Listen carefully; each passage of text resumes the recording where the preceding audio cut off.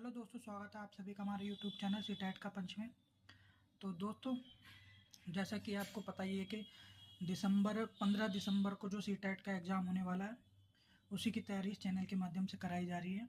और इस चैनल के माध्यम से जो भी तैयारी कराई जा रही है आप लोगों को, उसी में से ही आपको इतना सिलेबस, इतना मटेरियल मिल जाएगा जिससे आप अपना ईजिली इस एग्ज़ाम को क्वालिफाई कर सकते हैं। ठीक है दोस्तों। तो जैसे कि ईवीएस की 4 से 5 सीरीज हो भी चुकी हैं दोस्तों, 4 से 5 क्लास पहले हो चुकी हैं। तो आज एक नई क्लास के साथ हम उपस्थित हैं। तो इस क्लास को शुरू करते हैं दोस्तों।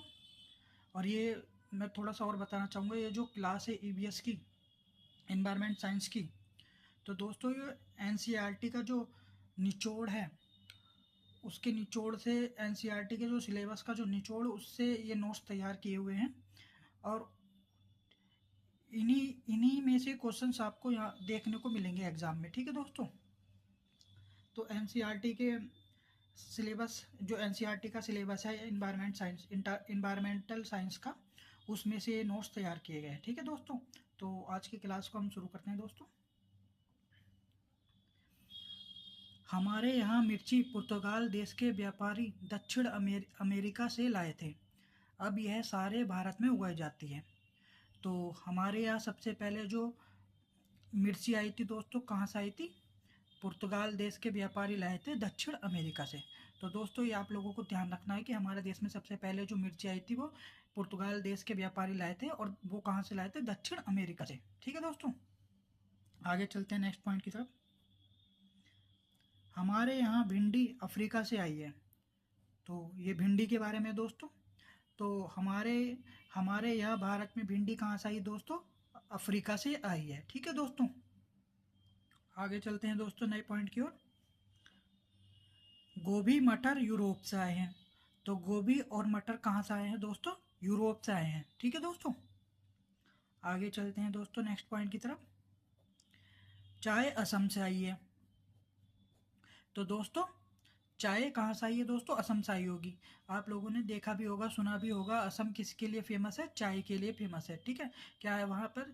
चाय की जो पत्तियाँ होती है वो ज़्यादातर देखने को मिलती है, या उसकी पैदावार असम में ज़्यादा होती है चाय की पत्ती की। तो चाय के लिए फेमस जगह कौन सी है दोस्तों? असम स्टेट जो है चाय के लिए फेमस है। ठीक है दोस्तों, प्रसिद्ध है। आगे चलते हैं नेक्स्ट पॉइंट की ओर। सोयाबीन चीन से आई है। तो सोयाबीन कहाँ से आई है दोस्तों? चीन से आई है। तो आप लोगों को ध्यान रखना है कि सोयाबीन के बारे में, सोयाबीन है चीन देश से आई है। ठीक है दोस्तों। आगे चलते हैं। बीन अमेरिका से आई है। तो बीन कहाँ से आई है दोस्तों? अमेरिका से आई है। ये बीन के बारे में, बीन कहाँ से आई है दोस्तों? अमेरिका से आई है। आगे चलते हैं नेक्स्ट पॉइंट की तरफ। बैंगन, मूली, सेब, करेला, आम, संतरा, बेर और केला, पालक, परवल, टिंडा, मेथी, ये सब कहाँ हैं? भारत में ही उगाई जाती हैं। तो ये दोस्तों कुछ भारत में उगाए जाने वाले सब्जी और फल हैं। तो आप लोगों को इनको ध्यान में रखना है। जैसे कि बैंगन हो गया, हमारे भारत में उगाया जाता है। ठीक है दोस्तों। मूली हो गई, इसकी पैदावार भी हमारे भारत में की जाती है। सेम हो गया, सेम दोस्तों, ठीक है, उसकी भी पैदावार हमारे भारत में की जाती है। करेला आपने देखा ही होगा, हमारे भारत में ज़्यादातर देखने को मिलता है। ठीक है। आम और संतरा दोस्तों, आम हो गया, जैसे कि आम भी आप लोगों ने देखा होगा, सीजन टू सीजन हमारे देश में देखने को मिलता है। ठीक है दोस्तों। संतरा सेम उसी तरीके से दोस्तों, संतरा भी हमारे भारत देश में बहुत ज़्यादा देखने को मिलता है। बेर और केला, ठीक है, बेर और केला भी हमारे देश में ज़्यादातर देखने को मिलता है। ठीक है। और हमारे देश में इसकी पैदावार की जाती है। ठीक है दोस्तों। पालक, परवल, ठीक है, पालक और परवल भी आप लोगों ने देखा होगा, जब आप लोग सब्जी वगैरह खरीदने जाते होंगे तो पालक और परवल हमारे देश में इनकी पैदावार ज़्यादातर होती है। ठीक है दोस्तों। टिंडा, मेथी, ये सब भारत में ही उगाई जाती है। तो आप लोगों को दोस्तों ध्यान रखना है। ठीक है। एग्जाम के दृष्टिकोण से इम्पोर्टेंट है। आगे चलते हैं। बूंद बूंद दरिया दरिया अध्याय में 650 साल पुराना गढ़सीसर नामक स्थान के बारे में बताया गया है।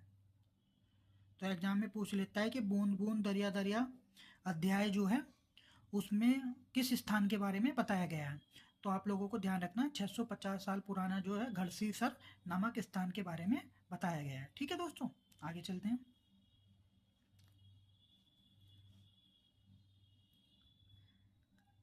सर यानी तालाब। ठीक है दोस्तों, नेक्स्ट पॉइंट जो है हमारा, सर का मतलब, जो सर का मीन्स होता है वो क्या है दोस्तों, सर यानी तालाब। तो सर का हमें ध्यान रखना है, सर को हम तालाब भी कहते हैं। ठीक है दोस्तों, नेक्स्ट पॉइंट की तरफ चलते हैं। इसे जैसलमेर के राजा घरसी ने लोगों के साथ मिलकर बनाया था। तो तालाब को, इस तालाब को किसने बनाया था दोस्तों, जैसलमेर के राजा घरसी ने लोगों के साथ मिलकर, और लोगों के साथ मिलकर इस तालाब को बनाया था। ठीक है दोस्तों, आगे चलते हैं नेक्स्ट पॉइंट की तरफ। इसके घाट पर बनाए गए स्कूल में आसपास के बच्चे पढ़ने आते थे। तो दोस्तों जैसे कि आप लोग देख पाएंगे, इसके घाट पर जो बनाए गए स्कूल थे वहाँ पर क्या दोस्तों, आसपास के जो बच्चे थे वो पढ़ने के लिए आते थे। ठीक है दोस्तों, आगे चलते हैं। तालाब इस तरह से बनाया गया था कि जब एक तालाब पानी से भर जाता तब बाकी पानी बहकर नीचे बने हुए तालाब में चला जाता। इस तरह 9 तालाब एक दूसरे से आपस में जुड़े थे। तो दोस्तों जैसे कि आप लोग देख पा रहे होंगे, उस समय में कितनी कारीगरी देखने को मिलती है कि तालाब का निर्माण इस तरीके से किया गया था कि जब एक तालाब पानी से भर जाता तब पानी बहकर नीचे बने हुए तालाब में चला जाता था। मतलब इस तरीके से उन्होंने 9 तालाब को ज्वाइंट कर रखा था, जिससे एक में पानी भर जाने के पास पानी दूसरे में, फिर दूसरे से तीसरे में, तीसरे से चौथे में, चौथे से पाँचवें में, पाँचवें से छठे में, छठे से सातवें में, सातवें से आठवें में, आठवें से नवें में, मतलब इस तरीके से सारे तालाब भर जाते थे। तो कितनी बढ़िया कारीगरी का ये उदाहरण है दोस्तों, जो हमारे पूर्वकालीन लोग थे वो कितना कुछ जानते थे, कितने टेक्नोलॉजिस्ट थे वे, इससे ये पता चलता है। ठीक है दोस्तों, उनको मतलब चीज़ों की समझ थी, उनकी समझ एक बेहतरीन समझ थी, मतलब। ठीक है दोस्तों, तो आगे चलते हैं नेक्स्ट पॉइंट की तरफ। अल बरूनी एक यात्री भारत आए। अल बरूनी जो थे एक यात्री, विदेशी यात्री थे जो भारत आए थे। ठीक है दोस्तों, ये ध्यान रखना है, ये इंपॉर्टेंट है। नेक्स्ट पॉइंट जो है, नेक्स्ट पॉइंट की बात कर लेते हैं। अल बरूनी उज्बेकिस्तान देश से आए थे। तो अल बरूनी कौन से देश से आए थे दोस्तों, हमें ध्यान रखना है, अल बरूनी उज्बेकिस्तान देश से आए थे। ठीक है दोस्तों, अल बरूनी के बारे में कुछ बातें हैं जो एग्जाम के दृष्टिकोण से इंपॉर्टेंट है। अल बरूनी ने बहुत ही बारीकी से चीज़ों और जगह को देखा और उनके बारे में लिखा। ठीक है दोस्तों, उन्होंने क्या है, हमारे भारत में जो चीज़ें चल रही थी, जो भी चीज़ें या जो भी उन्होंने अपने देखी चीज़ें, उनके बारे में उन्होंने भारत में देखा और उनके बारे में लिखा। ठीक है दोस्तों, तो उसी पर हम बात करने वाले हैं। जैसे पानी के स्रोत हैं, जैसे बावड़ी, तालाब, नोला और धारा। तो जो पानी के स्रोत हैं उनके बारे में उन्होंने क्या लिखा, क्या क्या स्रोत है, जैसे बावड़ी है, तालाब है, नोला है और धारा है। ठीक है दोस्तों, आदि हैं। कुएं सूखने की कुछ वजह उन्होंने लिखी। तो कुएं सूखने की कुछ वजह क्या थी दोस्तों, ये बहुत ज़्यादा एग्जाम में पूछा जाता है, तो आप लोगों को इसे भी ध्यान रखना है।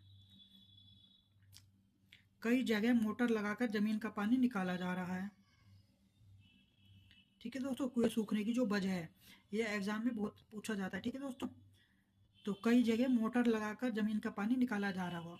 आप भी दोस्तों देखते होंगे कि आज के समय में पानी को लेकर बड़ी किल्लत और बड़ी परेशानियों का सामना करना पड़ता है। आपके घर में भी मोटर वगैरह की हेल्प से पानी को ज़मीन से निकाला जा रहा होगा। ठीक है दोस्तों, तो मतलब पानी को लेकर इतनी सारी चीज़ें हमारे देश में चल रही हैं। ठीक है दोस्तों, तो कुएँ जो हैं सूखने की कुछ वजह ये हैं कि कई जगह से मोटर लगाकर ज़मीन का पानी निकाला जा रहा है। दूसरे पॉइंट की बात कर लेते हैं। तालाब जिनमें बारिश का पानी इकट्ठा होता था अब नहीं रहे। जैसे कि आप लोग दोस्तों देखते होंगे, हमारे पुराने समय की बात करते हैं तो उसमें क्या होता है, हमारे आसपास तालाब होते थे जिनमें बारिश का पानी, बारिश होती थी तो उनका पानी इकट्ठा होता था। अब दोस्तों क्या है, हमारे आसपास जो तालाब होते थे वो नहीं रहे, जिस वजह से अब बारिश का पानी जो है वो इकट्ठा नहीं हो पा रहा है। ठीक है दोस्तों, आगे चलते हैं नेक्स्ट पॉइंट की तरफ। पेड़ों के आसपास और पार्क में भी जमीन को सीमेंट से पक्का कर दिया गया है। जो दोस्तों पेड़ों के आसपास जो जगह होती थी जिसमें हम पानी देते थे पेड़ों की सिंचाई के लिए, जिससे पेड़ की वृद्धि होती थी, अब पेड़ों के आसपास भी क्या है, उसको दोस्तों सीमेंट लगाकर पक्का कर दिया गया है, जिससे पेड़ों को भी पर्याप्त मात्रा में पानी वगैरह नहीं मिल रहा है। ठीक है, तो और ना जमीन, पानी जो है जो ज़मीन में इकट्ठा हो पा रहा है। ठीक है दोस्तों, तो दोस्तों जैसे कि आपने देखा कुएं सूखने की कुछ वजह थी, ये एग्जाम में दोस्तों यहाँ से क्वेश्चन देखने को मिलता है। आगे चलते हैं दोस्तों।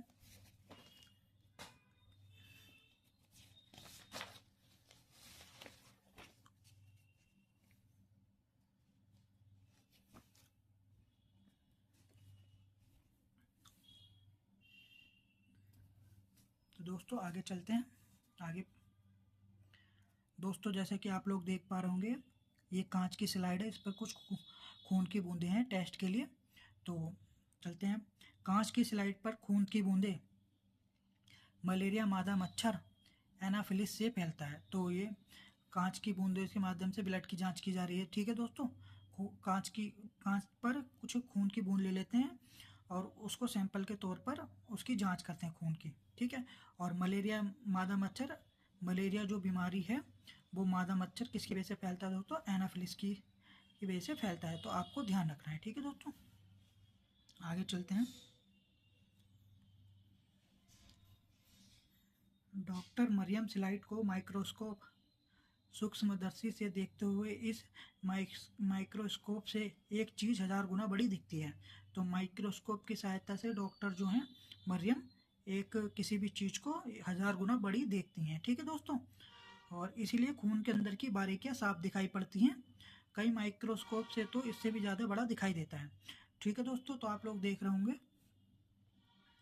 ये देखिए सूक्ष्मदर्शी की सहायता से ब्लड की जांच की जा रही है। तो ये ब्लड की बूंद को 1000 गुना बड़ी करके देख सकती है। ठीक है दोस्तों, और किसी कई कई माइक्रोस्कोप से क्या है, ये इससे भी ज़्यादा बड़ा दिखाई दे सकता है। ठीक है दोस्तों, आगे चलते हैं।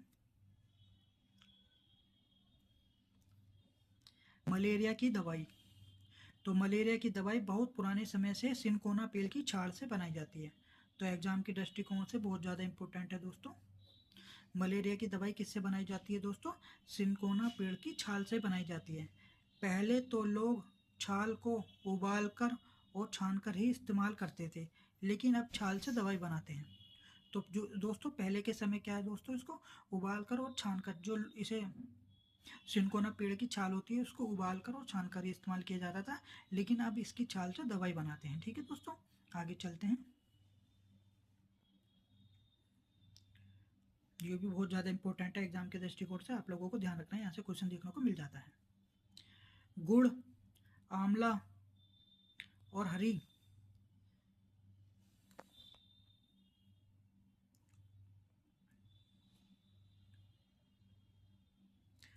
गुड़, आंवला और हरी पत्तेदार सब्जियां, इनमें क्या होता है? आयरन यानी लोहा होता है। तो दोस्तों आप लोगों को ध्यान रखना है, जो लोहे के जो सोर्स है, गुड़ में लोहा होता है, आंवले में और हरी पत्तेदार सब्जियों में लोहा पाया जाता है। आयरन यानी, आयरन को ही दोस्तों लोहा बोलते हैं। ठीक है दोस्तों, आयरन यानी लोहा होता है। नेक्स्ट पॉइंट की तरफ चल लेते हैं। मक्खियाँ पेट की समस्याओं जैसे रोग फैलाती हैं। तो मक्खियों की वजह से दोस्तों कौन सा रोग फैलता है? पेट की समस्याओं के जैसे रोग फैलते हैं। ठीक है दोस्तों, आगे चलते हैं नेक्स्ट पॉइंट पर। शैवाल क्या है दोस्तों? एक प्रकार का पौधा है जो बरसात के मौसम में ज़्यादातर फैलता है। तो ये ध्यान रखना है कि शैवाल क्या है? एक प्रकार का पौधा है जो बरसात के मौसम में ज़्यादातर फैलता है। ये भी बहुत, देखिए नेक्स्ट पॉइंट जो है कितना अच्छा है। वैज्ञानिक जिसने मच्छर के पेट में झांका, रोनाल्ड रॉस। तो दोस्तों आपने अपने घर में या कहीं आसपास में मच्छरों को तो देखा ही होगा। तो दोस्तों आप लोग आइडिया लगाइए कि क्या कोई वैज्ञानिक मच्छरों के पेट में भी झांक सकता है? तो दोस्तों हमारे जो वैज्ञानिक थे कितने ग्रेटेस्ट थे, इस बात का आइडिया आप इसी पॉइंट से लगा सकते थे। ऐसे ऐसे वैज्ञानिक हमारे संसार में, इस वर्ल्ड में देखने को मिले हैं, जिन्होंने, आप इस पॉइंट से आइडिया लगाइए कि मच्छर के पेट में झांका, कितने मतलब डिस्कवरी, कितनी अच्छी डिस्कवरी की और तथ्यों को जानने की कोशिश की, कितने जिज्ञासु थे, है ना दोस्तों? तो आप लोगों को सुनकर ऐसा लग रहा होगा क्या मच्छर के पेट में भी झांका जा सकता है? लेकिन वास्तविकता ये है दोस्तों कि इन मनोवैज्ञानिक ने मच्छर के पेट में झांका था। ठीक है दोस्तों, तो उनका क्या नाम था? Ronald Ross. ठीक है दोस्तों, नेक्स्ट पॉइंट की बात कर लेते हैं। जब लोग मलेरिया के बारे में नहीं जानते तब लोगों को लगता था कि यह खराब हवा की बीमारी है। जैसा कि जब लोगों को मलेरिया के बारे में दोस्तों पता नहीं था, तो तब लोगों को क्या लगता था कि यह खराब हवा की बीमारी है। जो हमारे पास जो खराब हवा चल रही है उसमें कहीं ना कहीं कुछ खराबी हो गई है, जिसकी वजह से ये बीमारी फैल रही है, जब मलेरिया जैसी बीमारी से हम लोग परिचित नहीं थे। ठीक है दोस्तों, आगे चलते हैं।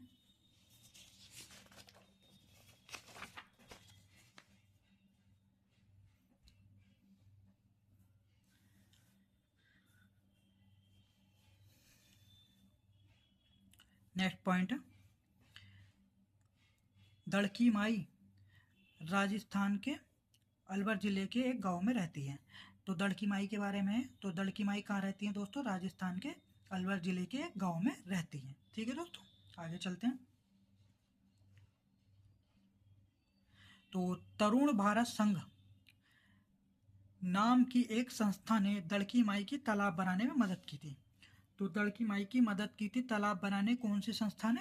तरुण भारत संघ ने। तो एग्जाम में पूछ सकता है कि दड़की माई की तालाब बनाने वाले संघ का नाम बताइए। ठीक है दोस्तों, तो इस आपको ध्यान रखना है। नेक्स्ट पॉइंट की बात कर लेते हैं। वैसे तो सभी सागरों के पानी में नमक होता है, लेकिन मृत सागर दुनिया का सबसे नमकीन सागर है। तो जैसा कि आप लोगों को पता ही होगी, जितने भी सभी सागरों में क्या है, पानी में नमक होता है। जितने भी सभी सागर हैं, हमारे महासागर है, उनमें सभी के पानी में क्या होता है? नमक होता है। लेकिन मृत सागर दुनिया का सबसे बड़ा नमकीन सागर है, जहाँ सबसे ज़्यादा अधिक मात्रा में नमक पाया जाता है। तो दोस्तों ये ध्यान रखना है, मृत सागर क्या है? एक ऐसा महासागर है जिसमें सबसे अधिक मात्रा में नमक पाया जाता है। ठीक है दोस्तों, नेक्स्ट पॉइंट की तरफ चलते हैं। इतना नमकीन कि लगभग 1 लीटर में 300 ग्राम नमक। तो दोस्तों ये ध्यान रखना है कि मृत सागर इतना ज़्यादा नमकीन है कि उसके 1 लीटर पानी में क्या है दोस्तों? 300 ग्राम नमक है, नमक की मात्रा है। ठीक है दोस्तों, नेक्स्ट पॉइंट की तरफ चलते हैं। मृत सागर में हम ऐसे तैर सकते हैं जैसे आराम से लेटे हो, मृत सागर में डूबते नहीं हैं। तो आप लोगों को ध्यान रखना है ये एग्जाम के दृष्टिकोण से कि मृत सागर में हम ऐसे तैर सकते हैं जैसे आराम से लेटे हो, क्योंकि मृत सागर में हम डूबते नहीं हैं। ठीक है दोस्तों, तो पूछ सकता है कि कौन से सागर में आप डूब नहीं सकते।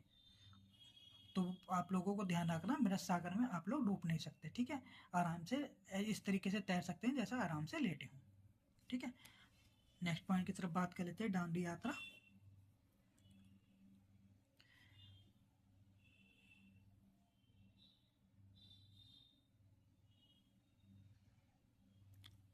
यह घटना 1930 की है। तो दांडी यात्रा की घटना जो है दोस्तों 1930 की है।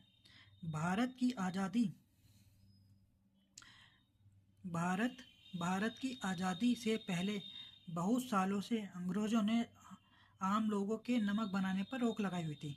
तो दोस्तों 1930 की बात है, क्या अंग्रेज़ों ने क्या है, जो आम लोग हैं हमारे, उन पर क्या है, नमक बनाने के ऊपर रोक लगाई हुई थी। ठीक है दोस्तों, ऊपर से नमक पर भारी टैक्स भी लगा दिया था, और उन्होंने क्या था, उस पर नमक पर जो है वहाँ टैक्स भी लगा दिया था। इस कानून से तो लोग अपने घर के इस्तेमाल के लिए भी नमक नहीं बना सकते थे। तो ये जो दोस्तों कानून बना था 1930 के दौरान, इस कानून से लोग अपने ज़रूरतों के, अपने घर के इस्तेमाल के लिए भी नमक नहीं बना पा रहे थे। ठीक है दोस्तों, आगे चलते हैं। भला बताओ नमक जैसी चीज़ के लिए बिना गुजारा कैसे हो? दोस्तों जैसा कि आप लोगों को पता है कि बिना नमक के आम आदमी का गुजारा नहीं है। ठीक है, तो खाने में जो नमक की मात्रा डलती है तब जाके भोजन स्वादिष्ट बनता है। तो दोस्तों उस समय में बताइए कि नमक के बिना गुजारा कैसे होता। तो आगे चलते हैं दोस्तों। लोगों को मजबूरी में दुकानों से महंगा नमक खरीदना पड़ता था। तो लोगों की मजबूरियाँ थी दोस्तों कि उन्हें महंगा नमक खरीदना पड़ता था। इस बात से लोग बहुत नाराज थे कि गांधी जी का कहना था, जो चीज़ हमें कुदरत ने दी है उसे बनाने पर बंदिश कैसी। तो गांधी जी ने क्या कहा था दोस्तों, जो चीज़ हमें कुदरत ने दी है उसे बनाने पर बंदिश कैसी। ठीक है दोस्तों, उन्होंने लोगों के साथ मिलकर अहमदाबाद से दांडी के समुद्र तक, ये ध्यान रखना है आपको, उन्होंने कहाँ से, अहमदाबाद से लेकर दांडी के समुद्र तक एक लंबी यात्रा की और इस गलत कानून को तोड़ा। तो उन्होंने इस गलत कानून को तोड़ने के लिए क्या किया दोस्तों, अहमदाबाद से दांडी के समुद्र तक एक लंबी यात्रा की और इस गलत कानून को तोड़ा। जानते हो नमक कैसे बनाया जाता है? समुद्र के पानी को जमीन पर क्योरियो में भर दिया जाता है। तो समुद्र के पानी को क्या किया जाता है दोस्तों, जमीन पर क्योरियो में भर दिया जाता है। तेज धूप में पानी सूख जाता है, तेज धूप में क्या है दोस्तों, पानी सूख जाता है और नमक के ढेर वहीं रह जाते हैं, नमक के ढेर वहीं रह जाते हैं। ठीक है दोस्तों, तो इस प्रकार से जो नमक आप लोग खाते हो अपने घरों में, आप रोज डेली जो नमक खाते हो वो इस तरीके से दोस्तों बनाया जाता है। ठीक है दोस्तों, आगे चलते हैं।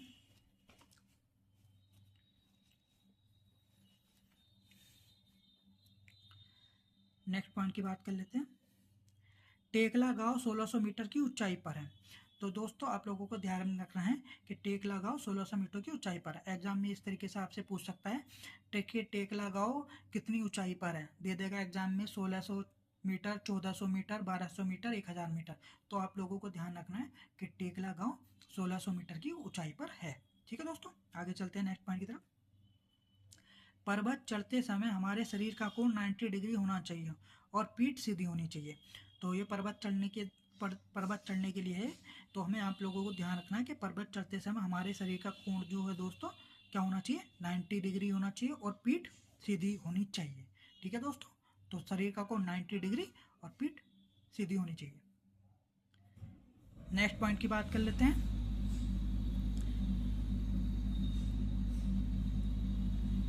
बछेंद्री ने 23 मई 1984 को दिन में 1:07 पर 8,900 मीटर ऊंची चोटी माउंट एवरेस्ट पर कदम रखा।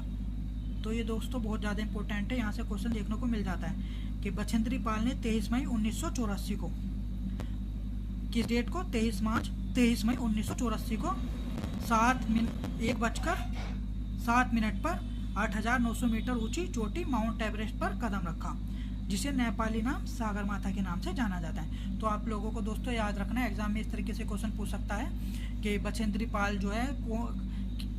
पाल ने किस तारीख को या किस दिन को कौन सी एवरेस्ट को फतह किया, ठीक है, और उसकी ऊंचाई कितनी थी। तो किसी भी तरीके से आप दोस्तों आपको पूछ सकता है, चाहे वो चोटी का नाम पूछ ले या डेट पूछ ले दोस्तों, टाइम पूछ ले या उसकी ऊंचाई पूछ ले दोस्तों, या नेपाली नाम पूछ ले। तो दोस्तों आपको पूरा ध्यान रखना है कि बछेंद्री पाल ने 23 मई 1984 को दिन में 1:07 पर 8,900 मीटर ऊंची चोटी माउंट एवरेस्ट पर कदम रखा। ठीक है दोस्तों, आगे चलते हैं नेक्स्ट पॉइंट की तरफ। साथ ही बछेंद्री पाल भारत की पहली और संसार की 5वीं ऐसी महिला बन गई जिन्होंने एवरेस्ट पर कदम रखा। तो बछेंद्री पाल जो है दोस्तों भारत की तो पहली और संसार की 5वीं ऐसी महिला बन गई जिन्होंने एवरेस्ट पर कदम रखा। तो दोस्तों आप लोगों को ध्यान रखना है कि बछेंद्री पाल भारत की तो पहली और संसार की 5वीं ऐसी महिला थी जिन्होंने माउंट एवरेस्ट को फतह किया। ठीक है दोस्तों, आगे चलते हैं। गोलकोंडा दक्षिण भारत में हैदराबाद नगर पश्चिम में स्थित है। गोलकोंडा जो है दक्षिण भारत में, ठीक है, और हैदराबाद नगर पश्चिम में स्थित है। ठीक है दोस्तों, तो ये आप लोगों को ध्यान रखना है। नेक्स्ट पॉइंट की तरफ चल लेते हैं। इस किले की बाहरी दीवार में 87 बुर्जें और मोटी दीवारें, लंबा चौड़ा गेट, सुरक्षा के कितने कड़े इंतजाम थे। तो आप लोगों को ध्यान रखना है कि इस किले की बाहरी दीवार में कितने बुर्ज थे दोस्तों, 87 बुर्ज थे, और मोटी दीवारें, लंबा चौड़ा गेट और सुरक्षा के कितने कड़े इंतजाम थे। ठीक है दोस्तों, आगे चलते हैं नेक्स्ट पॉइंट की तरफ। सन 1200 में यह किला मिट्टी का बना था और यहाँ दूसरे राजाओं का राज था। तो सन 1200 में क्या है दोस्तों, ये किला किसका बना हुआ था, मिट्टी का बना हुआ था और यहाँ दूसरे राजाओं का राज था। ठीक है दोस्तों, बात करते हैं नेक्स्ट पॉइंट की। सन 1518 से 1687 तक यहाँ कुतुबशाही सुल्तानों ने एक के बाद एक राज किया।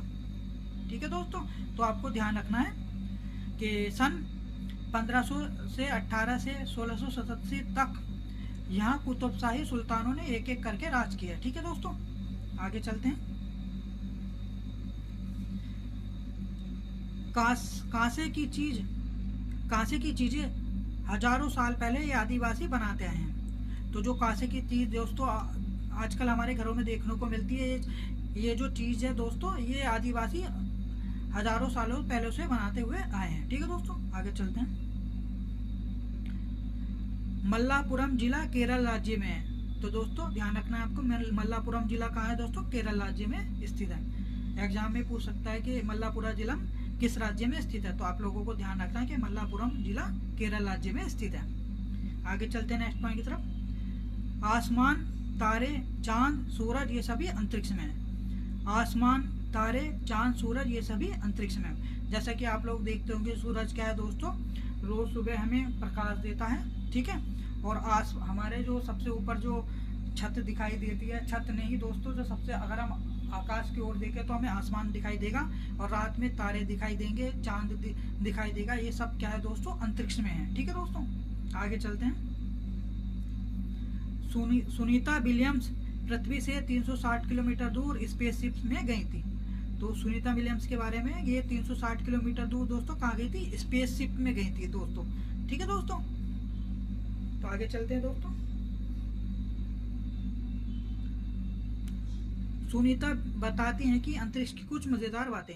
तो दोस्तों जब इनका जो, ये अंतरिक्ष में गई थी तो इन्होंने अंतरिक्ष में जो अनुभव किया, इन्होंने वो बताया कि उनको वहां पर क्या क्या, किस तरीके से कठिनाइयों का सामना करना पड़ा। तो उसी के बारे में हम बात कर लेते हैं। ठीक है दोस्तों, क्या क्या वहाँ मज़ेदार किस्से हुए उनके साथ, चलते हैं। हम एक जगह टिक कर तो बैठ ही नहीं सकते थे। तो अंतरिक्ष में दोस्तों क्या होता है, एक जगह टिक कर बैठ ही नहीं सकते थे। यान में एक जगह दूसरी जगह तैरते हुए पहुंचते। तो यान में उनको एक से दूसरी जगह जाने के लिए तैरते हुए पहुंचना पड़ता था। ठीक है दोस्तों, पानी भी एक जगह टिका नहीं रहता था। और वहां पर दोस्तों अंतरिक्ष में पानी भी एक जगह टिका नहीं रहता था। ठीक है दोस्तों, वह बुलबुलों की तरह इधर उधर उड़ता फिरता था। तो जो पानी है वो दोस्तों बुलबुले के रूप में इधर से उधर उड़ता रहता था। ठीक है दोस्तों, पता है, हाथ मुंह धोने के लिए हमें तैरते हुए बुलबुलों को पकड़कर कपड़ा गीला करते और हाथ मुंह साफ करते। तो जो पानी के बुलबुले जो तैरते रहते थे हवा में, उनसे वे कपड़ा गीला करते, फिर अपना हाथ मुंह साफ करते थे। ठीक है दोस्तों, आगे चलते हैं नेक्स्ट पॉइंट की तरफ।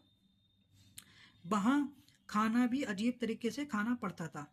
सबसे ज़्यादा मज़ा तब आता था जब सभी उड़ते हुए खाने वाले कमरे में जाते, उड़ते हुए खाने के पैकेटों को पकड़ते। तो जब दोस्तों जो उन उधर उनका एक खाने का एक अलग कमरा था और उसमें खाने की सारी वस्तुएं रखी होती, तो वे खाना खाने के लिए जब उसमें जाते थे तो वे सारे जो पैकेट्स में जो खाना होता था वो पैकेट्स उड़ते रहते थे, तो वे पैकेट्स को पकड़ते थे, उड़ते हुए पैकेट्स को, तब जाकर वो खाना खाते थे। ठीक है दोस्तों, आगे चलते हैं नेक्स्ट पॉइंट की तरफ। अंतरिक्ष में मुझे कंघी करने की जरूरत ही नहीं पड़ती थी। बाल हमेशा ही खड़े रहते। चलना पाना, हर समय तैरते रहना, हर काम अलग तरीके से करना, यह सब करने की आदत डालना आसान नहीं था। तो दोस्तों अंतरिक्ष में क्या था दोस्तों, बाल हमेशा खड़े ही रहते थे उनके, क्योंकि उन्हें कंघी करने की कभी ज़रूरत ही नहीं पड़ी। और अंतरिक्ष में चलना पाना बहुत कठिन था दोस्तों, हर समय तैरते रहना पड़ता था और हर हर काम अलग तरीके से करना पड़ता था। ठीक है दोस्तों, और इसकी जो हर काम अलग तरीके से जो करना है, इसकी आदत डालना एक बहुत बड़ा चैलेंज था। ठीक है, आगे चलते हैं। एक जगह टिक कर काम करना हो तो अपने आप को बेल्ट से बांधो। अगर आप अंतरिक्ष में आपको एक जगह टिक कर काम करना है तो दोस्तों उसके लिए क्या करना पड़ता था, अपने आप को एक बेल्ट से बांध कर रखना पड़ता था। ठीक है दोस्तों, कागज को भी ऐसे नहीं छोड़ सकते, उसे भी दीवार के साथ बांध कर रखो। अगर हमें किसी कागज पर कोई काम करना है तो दोस्तों उसे भी ऐसे नहीं छोड़ सकते, तो कागज को भी बांध कर रखना पड़ता था ताकि उस पर आसानी से कार्य किया जा सके। ठीक है दोस्तों, अंतरिक्ष में रहना बहुत ही मज़ेदार था लेकिन मुश्किल था। तो ये सुनीता विलियम्स ने अपनी कहानी बताई है, जब वो स्पेस में गई थी तो उन्होंने बताया कि अंतरिक्ष में रहना कठिन था लेकिन बहुत मज़ेदार भी था। तो दोस्तों, तो ये सुनीता विलियम्स के बारे में जैसे कि हमने पढ़ा कि उन्होंने अपने जो स्पेस में उनका जो अनुभव था, उन्होंने बताया कि उनको वहाँ कैसा फील हुआ और क्या क्या कठिनाइयाँ हुई। ठीक है, और क्या क्या उनके साथ मज़ेदार तथ्य वहाँ घटे थे। तो दोस्तों ईवीएस में यहीं से, इसी सिलेबस में से, इन्हीं कंटेंट्स में से क्वेश्चन देखने को मिल जाते हैं। आप इसे 2 से 4 बार भी इजीली पढ़ लेंगे तो आप लोगों को ये याद हो जाएगा दोस्तों। और ये ईवीएस जो है अपने आप में एक इंटरेस्टिंग सब्जेक्ट है। तो दोस्तों कुछ ऐसा घबराने की या डरने की ज़रूरत नहीं है। तो आप तैयारी शुरू कीजिए और ज़्यादा से ज़्यादा पढ़िए उसे। किसी भी सब्जेक्ट को एक कम से कम 2 से 4 बार शुरुआत में पढ़िए, बाद में धीरे धीरे आपको चीज़ें ऑटोमेटिकली समझ में आने लगेंगी। ठीक है दोस्तों, तो आप डरे नहीं, केवल अपनी तैयारी करें। और दोस्तों आज की क्लास यहीं समाप्त करते हैं। तो वीडियो को ज़्यादा से ज़्यादा लाइक करिएगा, शेयर करिएगा और चैनल को सब्सक्राइब कर दीजिएगा, घंटे का आइकन पर प्रेस कर दीजिएगा। तो दोस्तों और नेक्स्ट मिलते हैं नेक्स्ट वीडियो में। तो थैंक यू दोस्तों।